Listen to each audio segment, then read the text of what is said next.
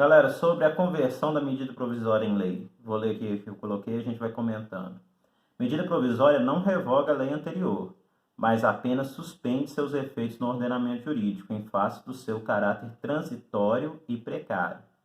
Assim, aprovada a medida provisória pela Câmara e pelo Senado, surge nova lei, a qual terá efeito de revogar a lei antecedente.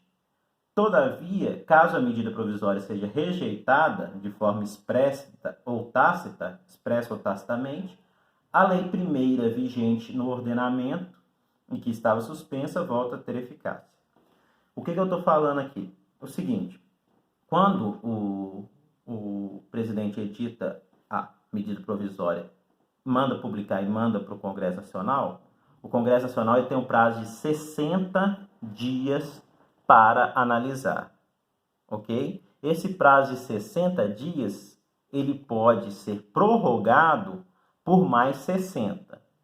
Então, o prazo máximo que a medida provisória vai ficar antes de ser convertida em lei são 120 dias. Lembrando que esse prazo, ele não conta durante o recesso parlamentar, tá bom? A gente tem a sessão legislativa, que é o ano parlamentar. Lembrem disso, façam uma anotação aí. A sessão legislativa é o ano parlamentar. Esse ano parlamentar começa todos os anos no dia 2 de fevereiro e vai até o dia 17 de julho. Depois ele entra em recesso, volta no dia 1º de agosto e depois para no dia 22 de dezembro, ok? As datas que vocês vão ter que lembrar é 2 de fevereiro até 17 de julho, depois dia 1º de agosto e depois no dia 22 de dezembro. Tem formas boas de você lembrar. Você lembra que usa muito o número 2, né?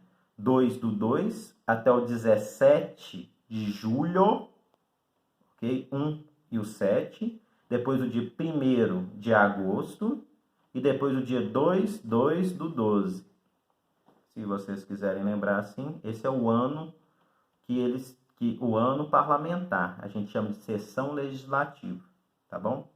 Então, esse prazo de 60 dias, ele conta durante a sessão legislativa. Se vencer esse prazo, depois, quando voltar, que continua contando, fica suspenso, tá? Não tem que chamar parlamentar para poder votar medida provisória.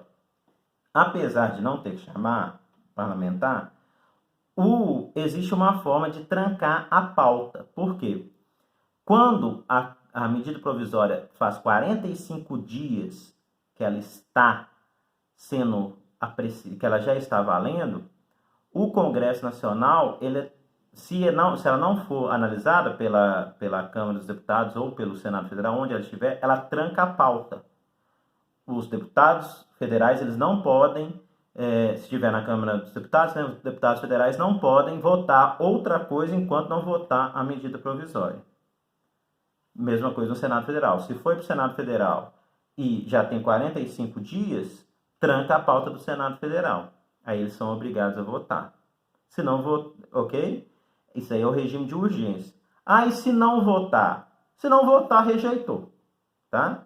A aprovação deve ser expressa. Agora, a rejeição pode ser expressa, ou seja, votou e rejeitou, ou pode ser tácita. O que é uma coisa tácita? É aquilo que não é expresso, aquilo que você fez tacitamente. Chegou 60 dias, não votou, prorroga-se por mais 60, 120 dias. Esses 120 dias continuou mesmo com a pauta trancada, vocês não fizeram nada? Não, existe umas situações que excepciona-se, né, o trancamento de pauta. Mas vamos supor que eles não fizeram nada durante esses 120 dias. Aí ela é rejeitada tacitamente. Ok? Ela não volta a lei anterior que estava seguindo. Vou dar um exemplo prático para vocês. A medida provisória do Temer sobre o cartão de crédito poder ser mais caro, né? Tem posto de gasolina, por exemplo, agora que cobra mais caro no cartão de crédito e mais barato no dinheiro. Isso antes da medida provisória do Temer não podia, agora já pode. Medida provisória que depois virou lei. Por que não podia? Porque estava falando no Código de Defesa do Consumidor que você não pode fazer diferença entre as formas de você pagar, ok? Então essa lei, ela estava vigorando até a medida provisória. Quando a medida provisória veio, não é que ela revogou essa lei, não. Porque medida provisória não revoga a lei. Ela só suspende a eficácia da lei. Isso são termos jurídicos, tá, gente? Na prática, você não pode usar aquela lei, o Código de Defesa do Consumidor, que fala que não pode ter distinções de pagamentos. Mas fica suspenso. Por que fica suspenso? Porque isso daí pode ser rejeitado pelo Congresso Nacional. Se foi rejeitado pelo Congresso Nacional, essa lei nunca valeu. Ah, mas e os atos que a gente fez? A gente não comprou gasolina lá mais caro? Se o Congresso Nacional quiser invalidar esses atos, é só ele fazer um decreto legislativo. Aí ele vai falar como que fica os atos praticados durante a medida provisória. Por isso que é tão temeroso o presidente, ele fazer uma medida provisória. É muito mais fácil não, mas não é porque é mais fácil, porque é complicado. Mas o presidente, ele pode propor uma lei, mandar uma lei para a Câmara dos Deputados, né? É muito mais seguro o presidente mandar a lei. Porém, em casos muito urgentes, casos excepcionais, ele não manda um projeto, ele não manda lei, né, gente? Ele manda um projeto de lei. Quando o caso for excepcional, ele vai fazer uma medida provisória. E há de referendo, ou seja, deve ser referendada pelo Congresso Nacional, tá? Assunto difícil. Quem não estiver entendendo é porque tem que quebrar bastante a cabeça. Esse assunto é o mais difícil que a gente tratou até agora, tá?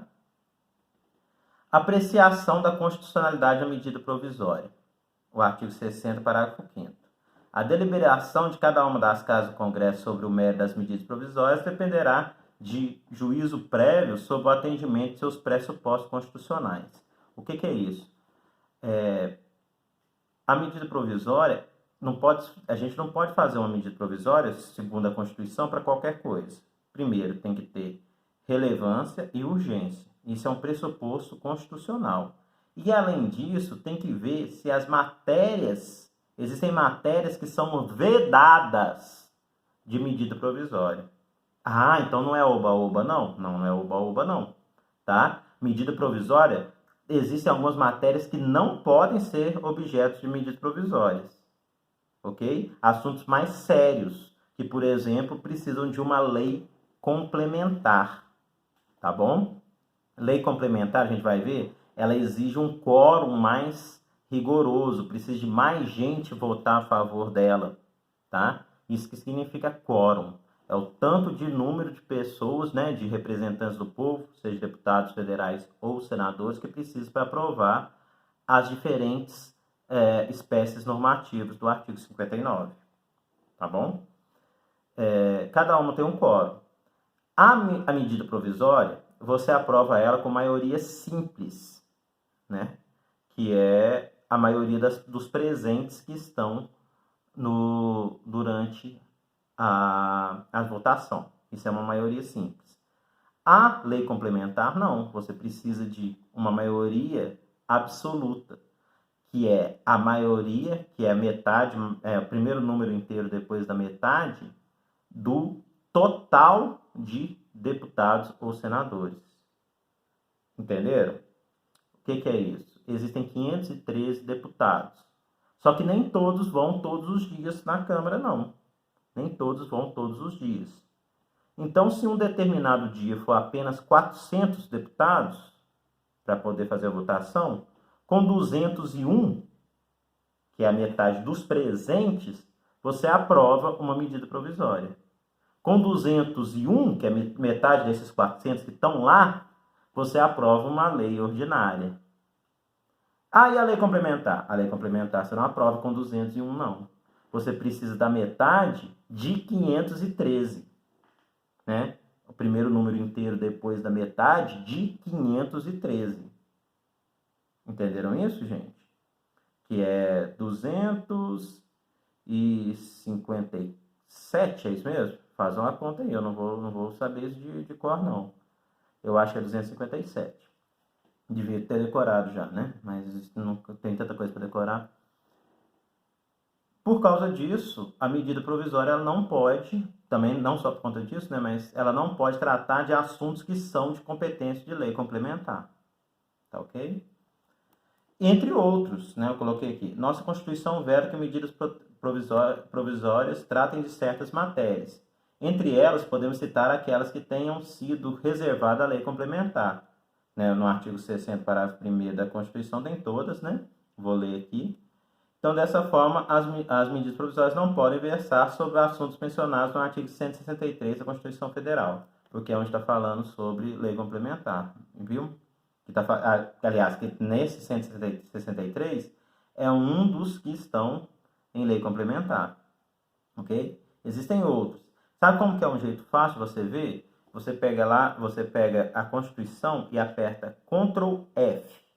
Vamos supor que você está na Constituição aqui no Google Chrome, que é o navegador que eu uso. Se você colocar Ctrl F, você vai abrir a localizar. Aí você digita lei complementar. Você vai ver todas as situações que a Constituição pede lei complementar. Um dos exemplos é esse 163 da Constituição Federal. Né?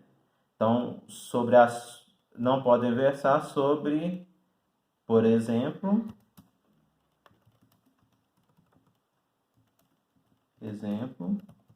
os assuntos mencionados no artigo 173. Aqui eu coloquei o artigo 162, parágrafo 1º, para vocês verem quais que são esses assuntos. É vedada a edição de medida provisória sobre matéria relativa à nacionalidade, cidadania, direitos políticos, partidos políticos e direito eleitoral, direito penal, processual penal e processual civil. Sobre direito civil pode? Claro, direito civil abarca tanta coisa, né? Organização do Poder Judiciário e do Ministério Público. A carreira e a garantia de seus membros. Claro, né? Você não pode intervir num Poder Judiciário ou Ministério Público por uma medida provisória, né? Planos plurianuais, diretrizes orçamentárias, orçamento e créditos adicionais e suplementares, ressalvados no artigo 167, parágrafo 3º. Claro, direito financeiro, né, gente? Vocês não vão fazer um plano plurianual por meio de uma medida provisória. Que vise detenção ou sequestro de bens da poupança popular ou qualquer outro ativo financeiro, se resguardar o direito individual de propriedade de cada um.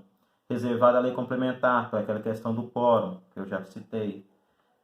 Já disciplinada em projeto de lei aprovado pelo Congresso Nacional e pendente de sanção e veto do Presidente da República. Olha só, se o Presidente da República der uma de espertinho, já tem lá uma lei que trata sobre um assunto, né? já tem uma disciplina do Congresso Nacional a respeito. E está lá só para ele sancionar ou vetar, está na mesa do presidente. Ele fala assim, não, vou fazer uma coisa do meu bolso. Aí faz uma medida provisória, é proibido pela Constituição.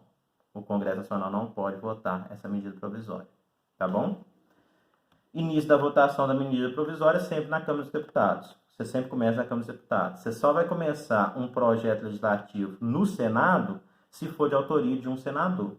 Agora, se for lei popular, se for lei de iniciativa do Presidente da República, sempre pela Câmara dos Deputados, tá, gente? Lembra disso, é uma dica boa para qualquer tipo de prova que vocês forem fazer. Trancamento da pauta na Casa Legislativa em caso de inércia. Já falamos sobre isso. Se a medida provisória não for apreciada em até 45 dias contados da sua publicação, entrará em regime de urgência. Subsequentemente, em cada uma das casas do Congresso Nacional, quer dizer, primeiro, se estiver na Câmara dos Deputados parada, para a Câmara dos Deputados. Se tiver o Senado Federal parado, para o Senado Federal. Ficando sobrestadas até que se ultime a votação todas as demais deliberações legislativas na casa em que estiver tramitando. Tudo que eles quiserem aprovar não pode. Tudo vai ficar sobrestado, tudo vai esperar a medida provisória. É possibilidade de prorrogação, né, da medida provisória, está aqui no artigo 67, parágrafo 7, vocês vão ver lá. Ou seja, ela fica 60 dias valendo, quando dá 45 dias entra em regime de urgência. Se ela não for aprovada, ela será prorrogada por mais 60 dias. Se ela não for, aprovada. Se ela não for apreciada, tá? Porque ela pode ser rejeitada expressamente. Se ela não for rejeitada expressamente nem aprovada, ela vai ser, sua eficácia vai ficar por mais 60 dias, uma única vez. A rejeição pode ser tácita ou expressa, já falei sobre isso também. As medidas provisórias, ressalvadas no artigo 11º e 12º, perderão eficácia desde a edição, se não forem convertidas em lei no prazo de 60 dias, prorrogável nos termos do artigo 7º por uma vez por igual período. Ok? Entenderam isso ou não? Quando que é uma rejeição expressa? Quando há uma votação e a maioria simples dos deputados ou dos senadores decidiram rejeitar. Basta que uma das casas queiram rejeitar para você rejeitar a medida provisória, tá bom? E quando que ela é tácita? Quando vence os 60 dias, prorroga por mais 60, dá os 120 dias e você não vota. Então, tacitamente, ela foi rejeitada, ok? E, por último, é vedada a reedição na mesma sessão legislativa de medida provisória que tenha sido rejeitada ou que tenha perdido sua eficácia por decurso do prazo. Ok? O que eu estou falando aqui, gente? Que o presidente, imagina que bonitinho do presidente, olha só que legal. Ele fez uma medida provisória, né? Aí o pessoal lá do Senado, da Câmara, rejeitou. Falou, não tá valendo, não, isso aqui não tá com nada não. O que ele faz? Ele faz uma outra medida provisória, estão entendendo? Ele faz uma outra medida provisória igual, que vai valer também até eles votarem de novo. Aí se eles votarem de novo, eu faço outro. Estão entendendo? Aí ele vai ficar governando por medidas provisórias? Pode? Não. Por quê? Se ele fizer uma medida provisória e ela for rejeitada tácita ou expressamente, tá? Se tiver uma rejeição expressa, eles votaram contra, ou tácita, ele não pode fazer a outra medida provisória sobre o mesmo assunto, não é que é igual não, às vezes ele faz mudando uma coisinha ou outra, né, para poder fugir. Ele não pode na mesma sessão legislativa. O que é sessão legislativa? Já falamos, é o ano parlamentar. Começa em fevereiro, vai até dezembro e tem uma paradinha em julho. Entendeu? Então, só na outra sessão legislativa. Tá bom? Sobre as consequências jurídicas da perda da eficácia da MP, quando perdeu a eficácia, quando a medida provisória, ela não vale porque ela foi rejeitada tacitamente, o Congresso Nacional ele tem que fazer um decreto legislativo, tá? Vou até colocar aqui no decreto legislativo. E se não fizer um decreto legislativo? Isso é importante, viu, gente? E se não fizer um decreto legislativo? Então, as relações jurídicas propostas durante a vigência da medida provisória estarão por elas normatizadas. Vai valer a norma que está valendo durante a medida provisória. Porque quando você rejeita, isso que é interessante, você deixa de... A medida provisória deixa de valer desde que foi editada. Entendeu o que eu estou falando? O presidente Michel Temer foi e falou o seguinte: o comércio pode cobrar preço diferente, preço mais caro, por se passar cheque ou se fizer pagamento por cartão de crédito, o comércio pode cobrar um preço mais caro. Contrariando o Código de Defesa do Consumidor, que foi uma lei aprovada pelos representantes do povo. Se os representantes do povo falarem assim, engraçado, esse Michel Temer tá muito bonitinho, não vou deixar não, vou cancelar essa medida provisória. Isso acaba desde o início. Entendeu? É como se ela nunca tivesse valido. Ah, mas e os atos? Se o Congresso Nacional quiser regulamentar de forma diferente, se quiser invalidar tudo, ele pode? Pode. É só fazer um decreto legislativo, que é uma outra forma, vocês podem olhar lá no artigo 59, é uma outra forma de processo legislativo, é uma outra norma primária, e que vai regulamentar isso. Galera, é isso, façam exercício, os exercícios que eu passei para vocês são todas de questão de prova, tá? Questão de concurso público, de todos recentes, como vocês vão ver. E vocês vão fazer para mim e vão mandar para mim um gabarito pelo e-mail, tá? Só questões fechadas, coisas simples, 4 questões. Não copia do colega não, tá? Eu sei que a tentação é grande, mas tentam fazer, quebrem a cabeça. Grande abraço, até semana que vem.